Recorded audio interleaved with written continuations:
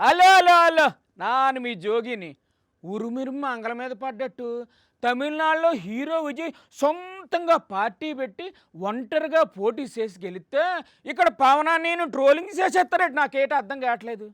పవనాన్నయ్య కూడా ఎవరితోనూ పొత్తు పెట్టుకోకుండా ఒంటరిగా పోటీ చేసి సీఎం అయిపోవాలని తెగ వాయించేస్తున్నారు. అది ఎలా కుదురుతుంది అసలు? ఆల్రెడీ 15 ఏళ్ళు బాబు గారే సీఎం, నాకు అంత సీన్ లేదు అని బాండ్ రాసి ఇచ్చేసాడుగా పవనాన్నయ్య. అయినా కందకు లేని దురద కత్తిపీటకి ఎందుకన్నట్టు పవనాన్నయ్యకే లేని ఆరాటం వీళ్ళకెందుకో నాకు అర్థం కావట్లేదు.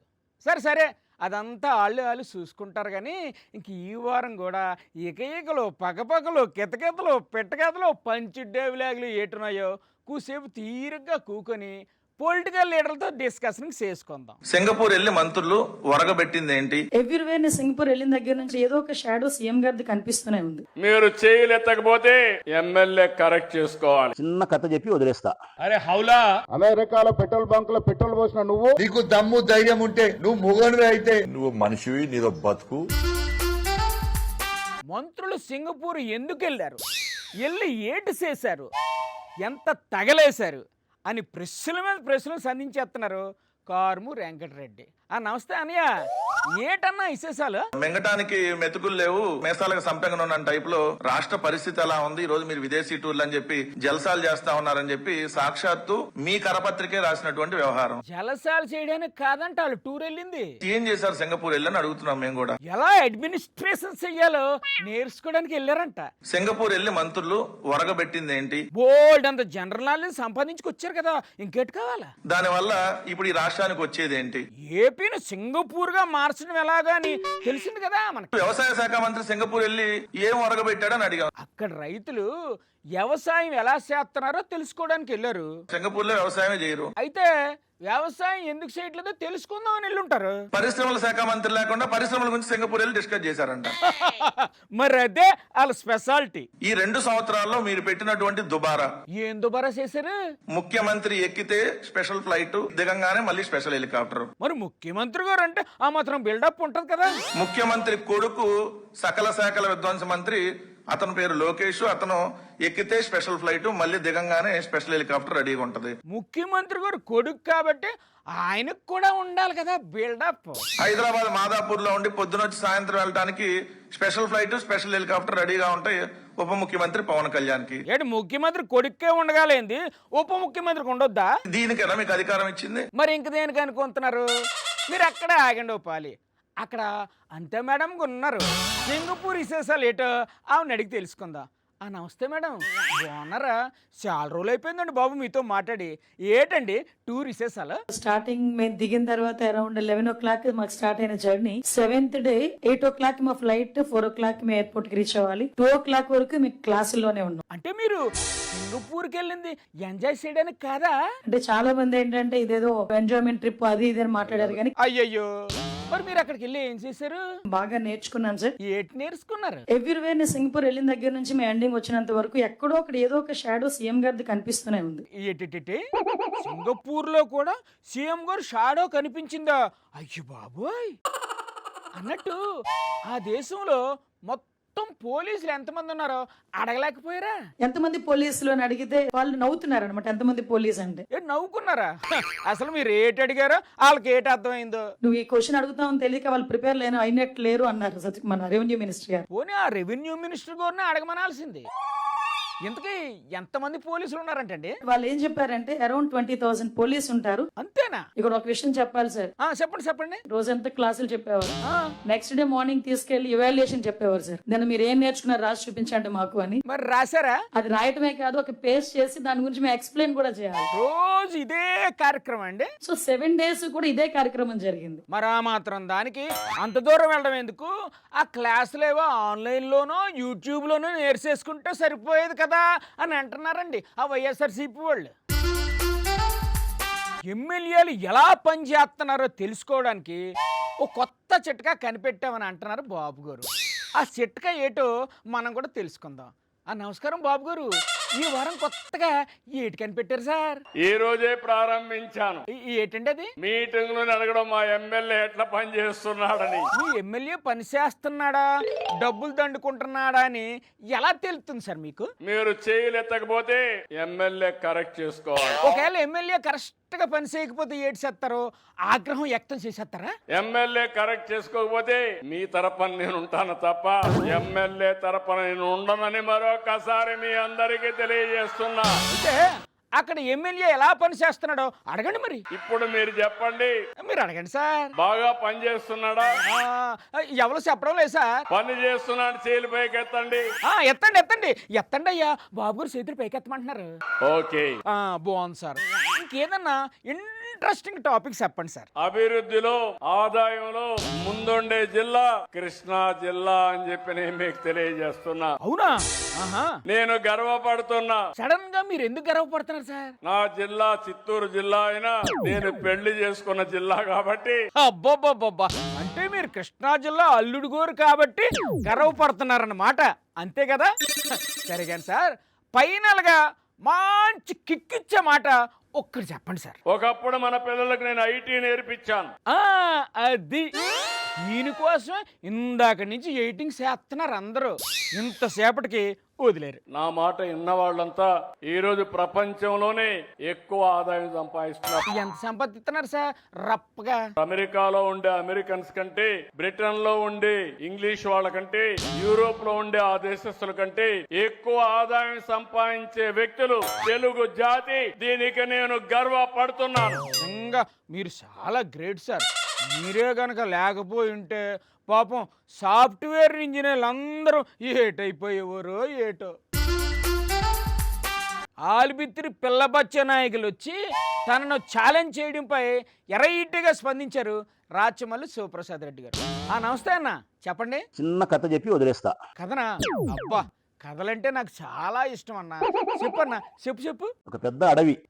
అడవిలో రారాజు సింహం ఒక చోట అది గంభీరంగా పనుకుంది, నిద్రపోలే.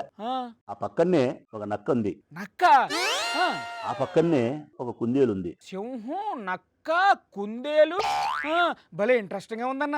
చెప్పండి. కొద్ది క్షణాల తర్వాత ఆ సింహం ఉండే ఆ ప్రాంతంలోకి ఒక గాడిద వచ్చింది ప్రజలారా. ఓహో, గాడిద కూడా వచ్చిందా? ఆ తర్వాత ఏమైంది? అది ఊరికి పోకుండా సింహం దగ్గరకు వచ్చి మన ఇద్దరం పరుగు పందెం పెట్టుకున్నావా అని సింహాన్ని ఆహ్వానించింది పందానికి గాడిద. సింహంతోనే గాడిదకు పోటీనా? సరే, అప్పుడు సింహం ఏటంది? సింహం పలకలే. మళ్ళీ అడిగింది గాడిద. సింహం మరి పలికిందా? సింహం పలకకపోవడం పైగా చూపు కూడా తిప్పలే గాడిద వైపు. అప్పుడేటైంది? అప్పుడు నక్క జోక్యం చేసుకుంది. ఓహో, నక్క ఎంటర్ అయిందంటే ఏదో ఒక ట్విస్ట్ ఉండే ఉంటది. ఏటందా నక్క? అడుగుతాంది కదా గాడిద, నీతో పోటీ పడతా అని చెప్పి పరుగు పందానికి మధ్యలో నేనే రెఫరీ, న్యాయ నిర్ణేతను, ఎవరు గెలిచింది చెప్తాను అని చెప్పింది. అప్పుడు మరి సింహం ఏటంది? అప్పుడు కూడా సింహం పలకలే. మరి పక్కనే ఉన్న గాడిద ఏడ్చేసింది. కాసేపు ఎగులాడింది గాడిద, ఆ తర్వాత వెళ్ళిపోయింది. మరి నక్క? మరి ఎక్కువ విసిగిస్తే ఇది తినేచ్చది దీంతో బరువు సింహంతో అని చెప్పి నక్క వెళ్ళిపోయింది. మరి ఆ తర్వాత ఏం జరిగిందన్న? అప్పుడు కుందేలు అడిగింది. ఎవరిని? సింహాన్న? ఏమడిగింది కుందేలు? సింహం మామ, గాడిద పిలిస్తే పందానికి పోకపోతేవి, తిరిగి నక్క బావ అడిగితే నువ్వేం సమాధానం చెప్పకపోతేవే, ఎందుకు ఇంత మౌనంగా ఉండావు అని కుందేలు అడిగింది. దానికి సింహం ఏంటి చెప్పింది? ఆ గాడిదతో నేను పోటీనా, దాని శక్తి ఎంత, దాని సామర్థ్యం ఎంత. అంతే కదా మరి, సింహంతో గాడిదకేటి పోటీ. మరి నక్క బావ అడిగినప్పుడు ఎందుకు సమాధానం చెప్పలేదే అన్నారు. దానికి మరి సింహం ఏం సమాధానం చెప్పింది? అది నక్క, అది నేను గన పోటీలో పాల్గొన్నట్టయితే అడవి ఎంత తిరిగి చెప్తాది. గాడిదతో సింహం పోటీ పడింది, ఒక్క రోజులో గెలిచింది, బరిగెత్తింది గాడిద, నన్ను బలహీన పరుస్తూ అది దేశమంతా అడవంతా తప్పెట్టేస్తాది. కరెక్టే కదా. అసలు ఇంతకీ ఈ కథలో నక్కెవలో, సింహం ఎవలో, గాడిద ఎవలో? ఈ కథలో గాడిద ఎవరో, ఈ కథలో సింహం ఎవరో, ఈ కథలో నక్కెవరో పొద్దుటూరు పట్టణ ప్రజలు అర్థం చేసుకొని నా నెంబర్కు SMS చేయండి. ఏంటి SMS చెయ్యాలా? కరెక్ట్ సమాధానం పంపిస్తే ఏమిస్తారన్నా? ఎవరు ఎక్కువ కరెక్ట్ గా సమాధానం పంపితే వారికి ఒక మంచి బహుమతి. అబ్బా, ఈ పోటీ గురించి మా తిరకాసుకు చెప్తానన్నా. అతనికి ఇలాంటి కథలంటే చాలా ఇంట్రెస్ట్. సరే రాజమల్లన్న, మంచి స్టోరీ చెప్పారు, మొత్తానికి సూపర్.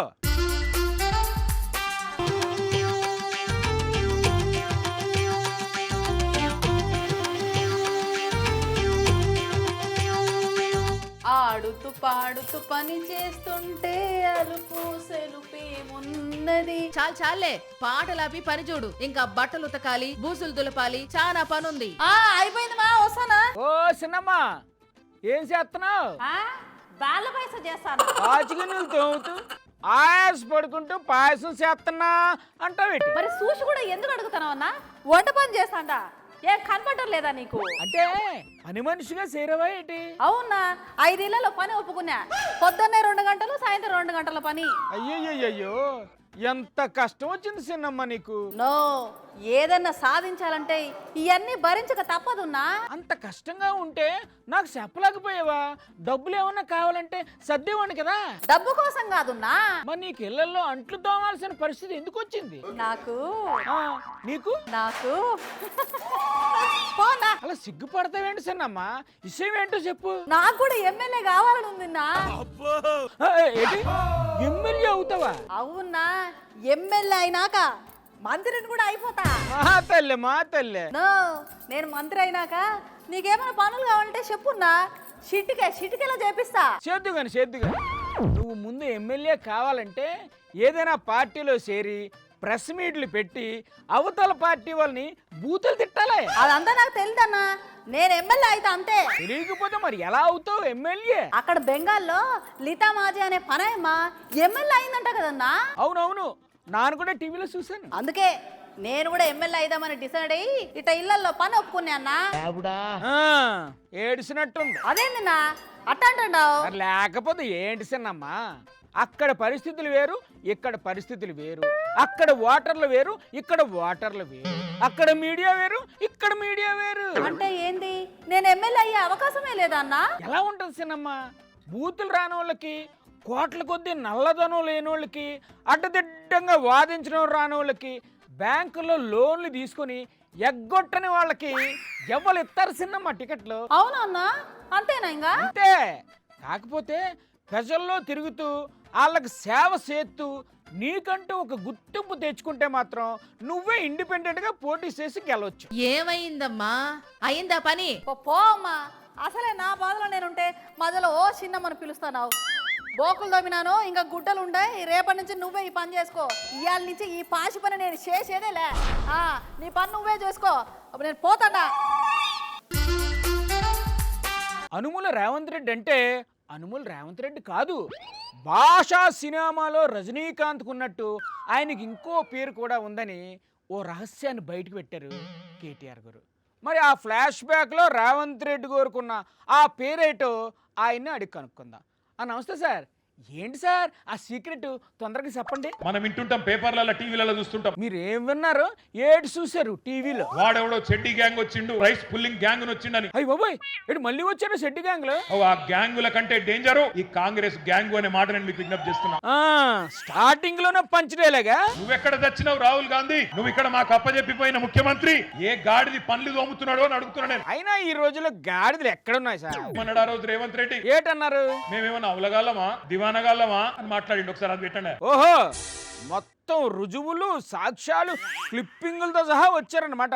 అన్న ఆ ఏడు చూపించాడు తొందరగా. కేసీఆర్ అంటున్నాడు కాంగ్రెస్ వస్తే రైతు బంధు బంద్ అవుతుందని. ఎందుకు బంద్ అవుతుంది? మేమేమన్నా దివానగాలమా? మాకు ఏమన్నా ధమాక్ లేదా? ఇంక మొదలెట్టండి. అరే హౌలా, క్యా బోలా? అరే దివానా, అబ్ క్యా బోలా? ఎందుకు బంధు పెట్టినవరా రైతు బంధు? సార్, నీ అయ్య సొమ్మ, నీ అబ్బా సొత్తా. 3 సార్లు రైతు బంధు కొట్టిన దివానాగాడు ఎవడు?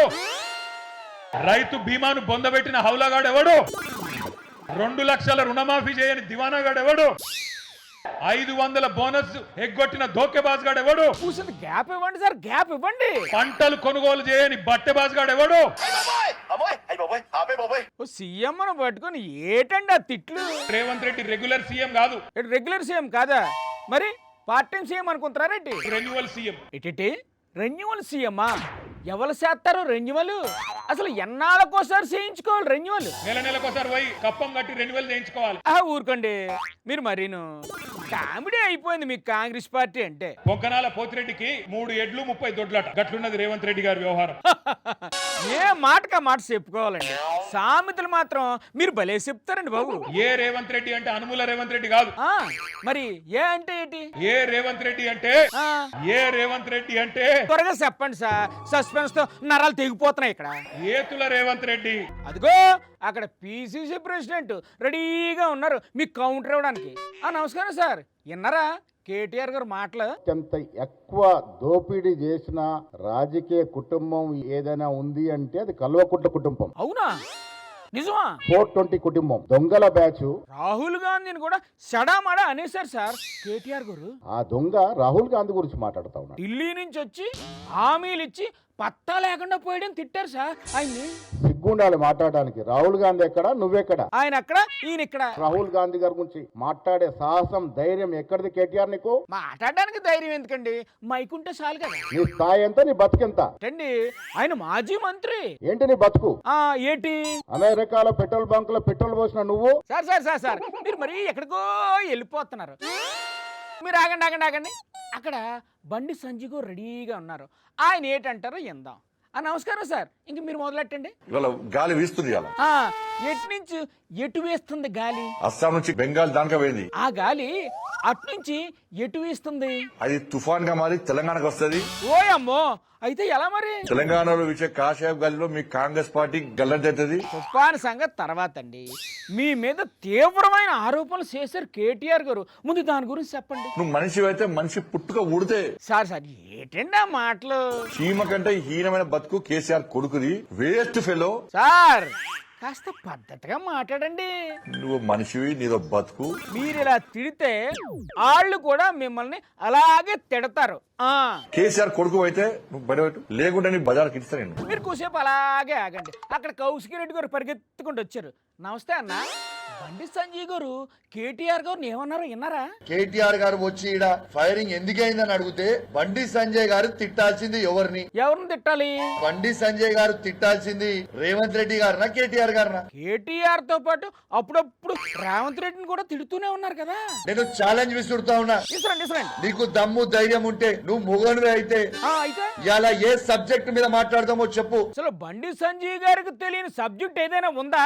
ఏం మాట్లాడుతున్నావన్నా? మమ్మమ్మ పెప్పే కాదు. అదిగో అలా ఎక్కిరిస్తేనే వాళ్ళ కోపం వచ్చి తిడతారు. ఇందాక చూశారు కదా. మీరు నోటికి వచ్చినట్టు కేటీఆర్ గారి మీద మాట్లాడితే మేము కూడా నోటికి వచ్చినట్టు కంటే మాట్లాడగలుగుతాం. అంటే మీరు కూడా తిడతారా? నీకంటే ఎక్కువ మాకు కూడా మాటలు వస్తాయి. మరి ఇంకా తిట్టుకు తిట్టు, సెల్లుకు సెల్లు సరిపోయింది. నువ్వు అన్నావు కదా డ్రగ్స్ అని కేటీఆర్ గారిని. అవునన్నా, ఇందాకే అన్నారు. కేటీఆర్ గారు టెస్ట్ కి రావడానికి సిద్ధంగా ఉన్నారు. టైం డేట్ ఫిక్స్ చేయి. ఎవరెవరికి చేయిస్తారు టెస్ట్? బండి సంజయ్ గారు, రేవంత్ రెడ్డి గారు, కేటీఆర్ గారు ముగ్గురు పోయి ఇలా డ్రగ్స్ టెస్ట్ ఇస్తాం దాండి. ఇది మరీ బాగుంది. మధ్యలో రేవంత్ రెడ్డి గారిని ఎందుకు లాగుతారు? ఇలా తంబాకు తినుకుంటూ దాంట్లో డ్రగ్స్ మిక్స్ చేసుకుని తంబాకు తింటేనే మీకు ఎంటకలని ఊసిపోయినా నేను కూడా అనుకుంటున్నా. ఊరుకోండి అన్న, నోటికి ఎంత అంత మాట్లాడాడు అనేటి. అయినా బట్టతలు ఉన్న వాళ్ళందరూ తంబాకు తినేవాళ్ళేనా? ఒక్కసారి కూడా మీరు రేవంత్ రెడ్డి గారిని ఎందుకు తిట్టలే? అంటే బండి సంజయ్ గారు ఇప్పుడు అర్జెంటుగా రేవంత్ రెడ్డి గారిని తిట్టాలన్నమాట. అప్పుడు మీరు హ్యాపీ అన్నమాట. ఏటన్నా ఇది? మా తిక్క తిరకాసు ఏదో పని మీద ఊరు వెళ్తానన్నాడు. మరి ఊరు నుంచి వచ్చాడా, డ్యూటీలో జాయిన్ అయ్యాడా తెలీదు. ఎక్కడున్నాడో, ఏడు చేస్తున్నాడో కనుక్కుందాం.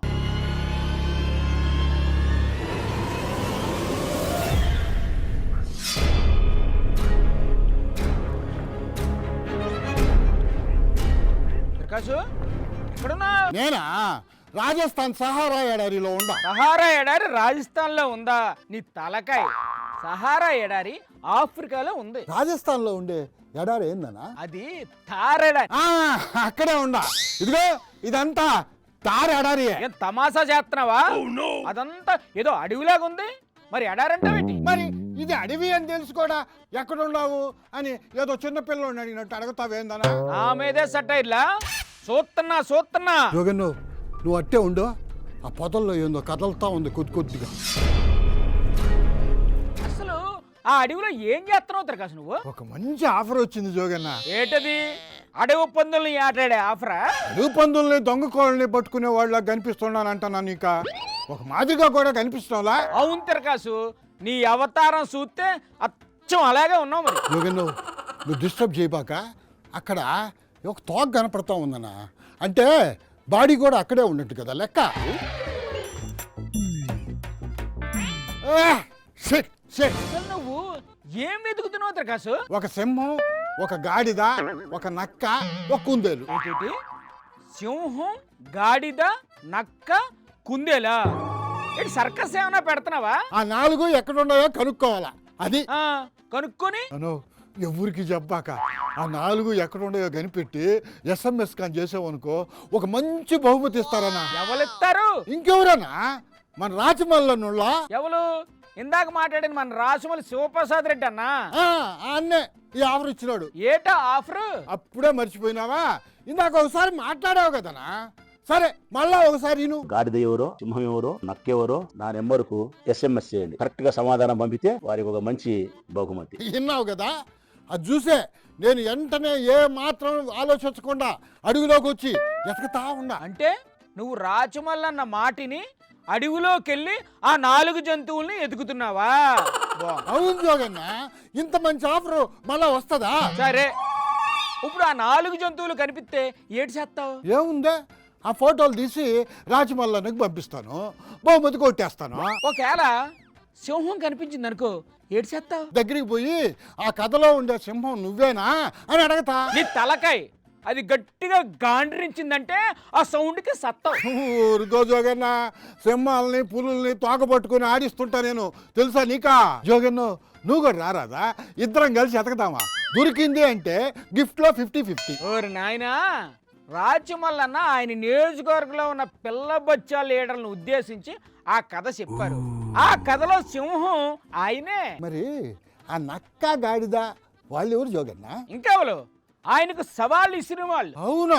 పొద్దుటి నుంచి అడుగు మొత్తం ఎతుకుతా ఉన్నాను జోగన్న. ఇంక ఎతికింది చాలు గాని త్వరగా వచ్చాయి, లేకపోతే ఏ పులి వచ్చి తినేస్తుంది. అనా ఏంటి ఈ అడవిలో పుల్లు ఉంటాయా? ఏమో నాకేం తెలుసయ్యా. పోనీ పిల్లులు ఏమన్నా ఉంటాయా? ఏమో నాకు తెలియదు. అక్కడ ఎందుకు నువ్వు ఇంకా త్వరగా వచ్చాయి. సెల్ఫీ తీసుకుంటానా? ఆఫీస్కి వచ్చి తీసుకోవచ్చు కదా. నీతో కాదనా, పులి కనపడితే పులితో తీసుకుంటా సెల్ఫీ. సరే తీసుకుని వచ్చే తొందరగా. అబ్బబ్బబ్బబ్బబ్బబ్బా, ఎండలు మండిపోతున్నాయండి బాబు. మధ్యాహ్నం పూట బయటికి రావాలంటే భయం వేసేస్తుంది. ఈ ఎండలకు తోడు ఈ పొలిటికల్ హీట్ ఒకటి, ఏసీ 18లో పెట్టుకొని పడుకున్నా కూడా బాడీ మైండ్ కూల్ అవడం లేదు.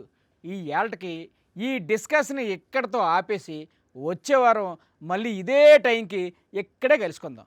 ఏటంటారు? Bye bye.